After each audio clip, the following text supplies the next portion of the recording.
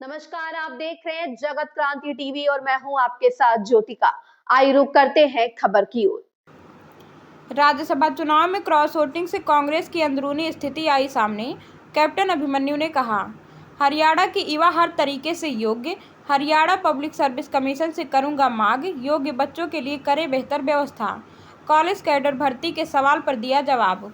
हरियाणा के पूर्व मंत्री व भाजपा नेता कैप्टन अभिमन्यु ने कहा कि राज्यसभा चुनाव में कांग्रेस की क्रॉस वोटिंग के बाद कांग्रेस की अंदरूनी स्थिति सामने आई है। कांग्रेस के उम्मीदवार ने आज़ाद उम्मीदवार को सहयोग दिया।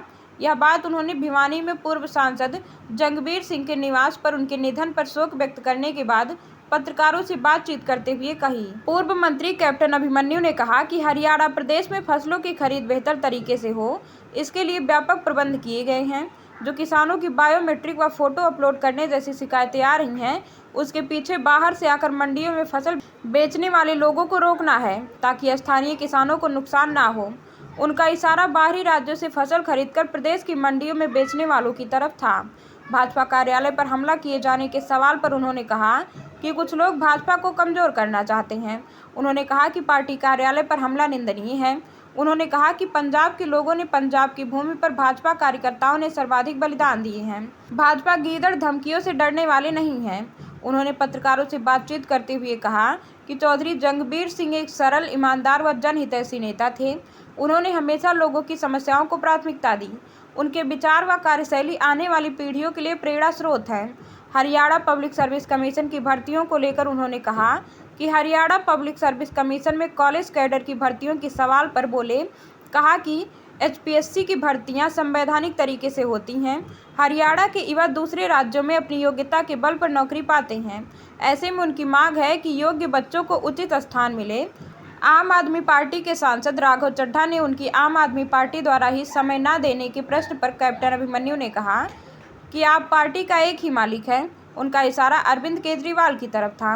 उन्होंने कहा कि आपके मालिक ने पहले दिल्ली में शीश महल पहनाया, अब पंजाब में शीश महल में रहते हैं तथा उड़न खटोले पर चलते हैं। पेट्रोल, डीजल व गैस को लेकर हो रही किल्लत के मुद्दे पर उन्होंने कहा कि आज देश प्रधानमंत्री नरेंद्र मोदी जैसे कुशल नेतृत्व के सुरक्षित हाथों में है। वैश्विक स्तर पर जिस प्रकार युद्ध के माहौल हैं, वे विपक्षी दलों को चाहिए कि वे देश की एकता के लिए कार्य करें। उन्होंने उदाहरण देते हुए कहा कि 1971 के युद्ध में अटल बिहारी वाजपेयी ने तत्कालीन प्रधानमंत्री स्वर्गीय इंदिरा गांधी का भरपूर सहयोग किया था।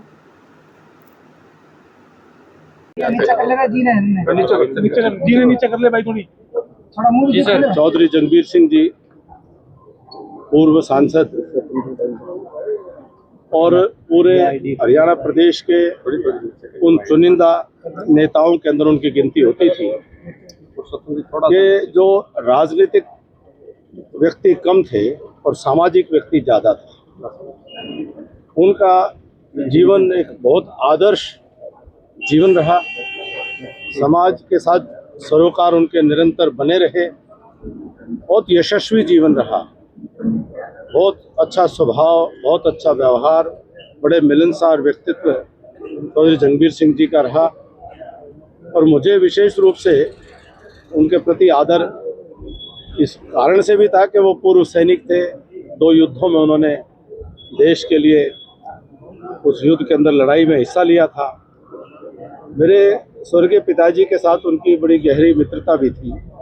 परस्पर एक दूसरे से विभिन्न सामाजिक विषयों पर चर्चा भी करते थे। और पूरे परिवार का पीढ़ियों से अब हमारे भाई कमल प्रधान जी, हरकेश जी और नई पीढ़ी का एक आपस में बहुत गहरा संबंध है। बहुत उनके जाने से मन में गहरा दुख भी है और साथ साथ इस बात का गर्व की अनुभूति भी है कि एक महान व्यक्तित्व के साथ हमारा संपर्क और संबंध रहा।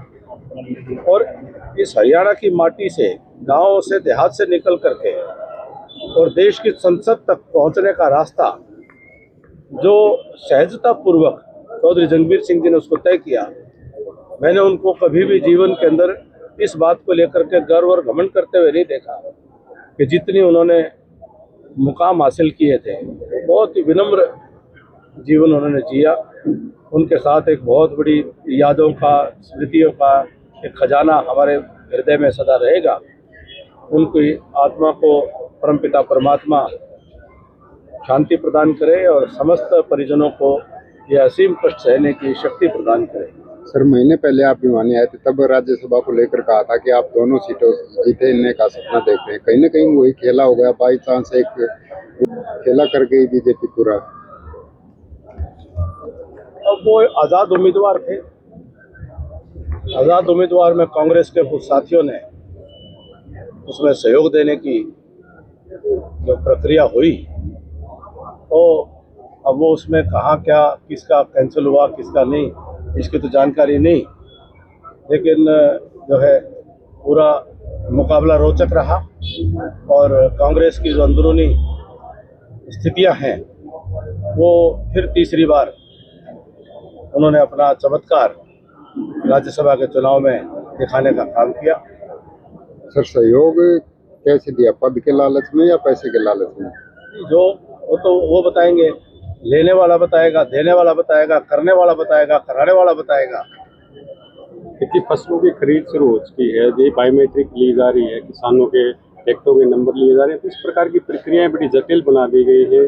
क्या मानते हो आप, क्या ये प्रक्रिया सही है, इसमें कुछ बदलाव कर सकते हैं? देखिए, जो विषय ध्यान में आ रहे थे, जो पूरे सारे विषयों को मैंने देखा है, इसमें निरंतर इस प्रकार की शिकायतें आ रही थी कि हर वर्ष की खरीद में एक हिस्सा ऐसा है कि जो बाहर से आकर के और उसके अंदर एक प्रकार की तिजारत करके और उसमें किसान का कहीं ना कहीं नुकसान होता था, क्योंकि बाहर से अगर अनाज आएगा बाहर से और उसकी खरीदी होगी तो जो हमारा स्थानीय किसान है उसके हकों पर कहीं ना कहीं उसमें नुकसान होगा।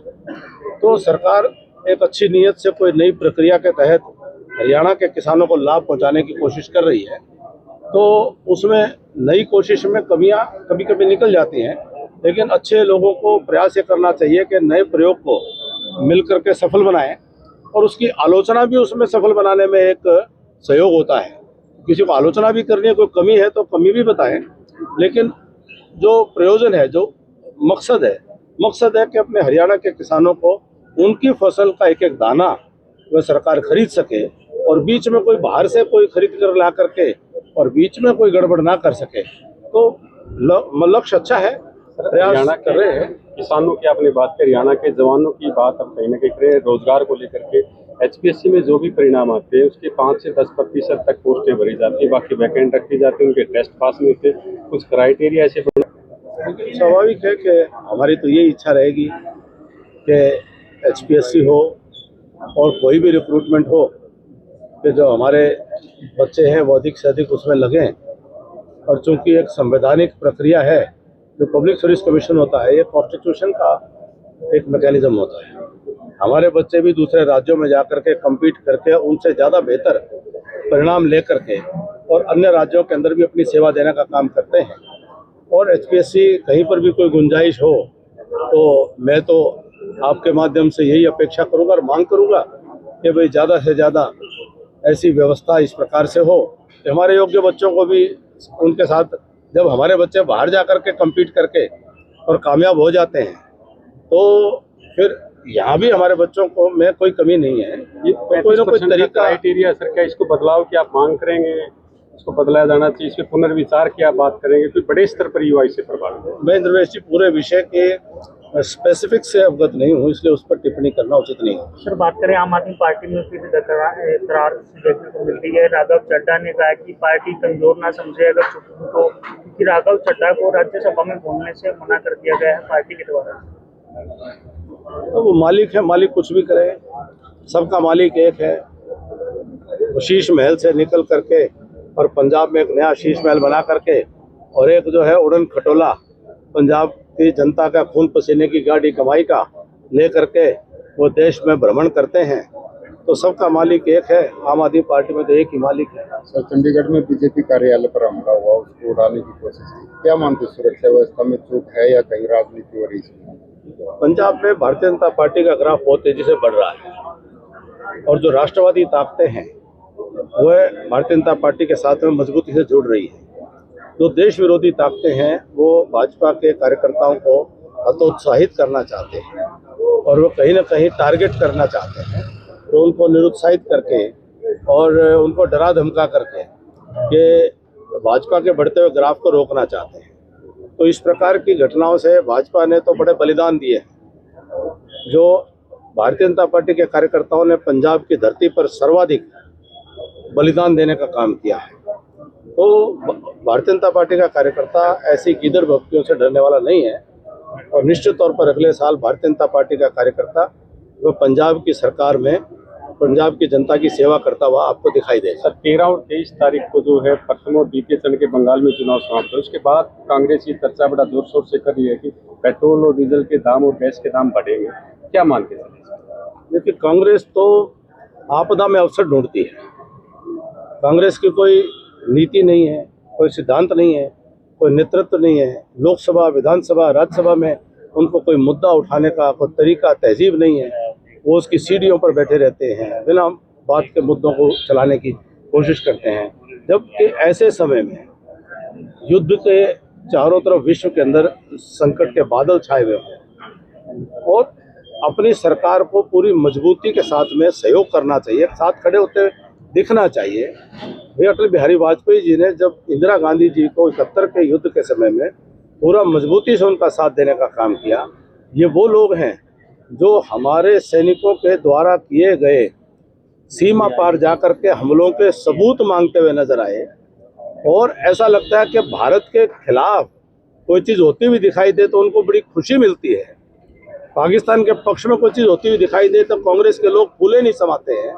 इनका चरित्र देश की जनता देख रही है, तो इनसे कोई उम्मीद नहीं है। सौभाग्य से देश में विश्व के सर्वाधिक मजबूत नेतृत्व भारत के पास है और वो इस पूरे संकटपूर्ण स्थितियों में भारत का बहुत मजबूती से वह भारत का नीति निर्धारण करते हुए विश्व में एक स्थान मोदी जी के नेतृत्व में भारतवर्ष का बना है। तो हमें पूरा आश्वस्त है कि देश के हित मोदी जी के साथ सुरक्षित। दामों में स्थिरता की उम्मीद करें सर? आज के दिन खुद अभी वर्ल्ड बैंक के जो अधिकारी का कल के अखबारों में बयान था कि भारतवर्ष ने सबसे अच्छे तरीके से इस पूरी दुनिया में अपनी अर्थव्यवस्था को इस संकट के दौर में संभाल करके रखा है। उम्मीद करते हैं जो हम भारतवर्ष में जो स्थितियां रहने वाली हैं वो विश्व में सबसे बेहतर रहने वाली है, क्योंकि हमारा देश सुरक्षित हाथों में है। इस खबर में बस इतना ही। बने रहिए जगत क्रांति टीवी के साथ।